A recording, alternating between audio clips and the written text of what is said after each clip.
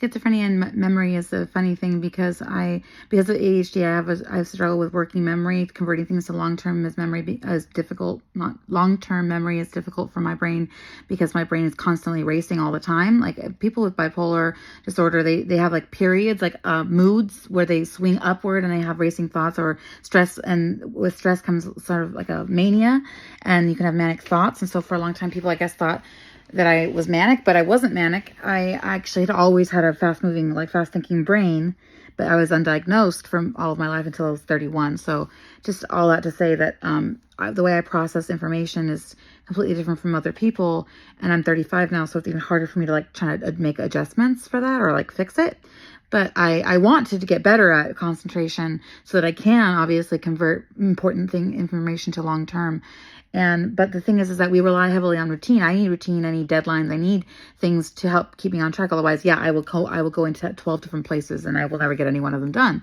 And so that's the problem with ADHD. I had that before schizophrenia, but now with schizophrenia, I have all this external stimulus.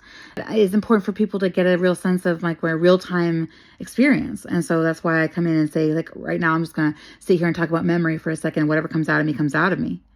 And for me, memory is really difficult because sometimes I'll remember doing something. And if it happens to be something that I'm supposed to do already, like a routine, taking medication, for example, doing the cat box, washing dishes, things like that that you tend to do daily or frequently throughout your life that become a part of your established routine.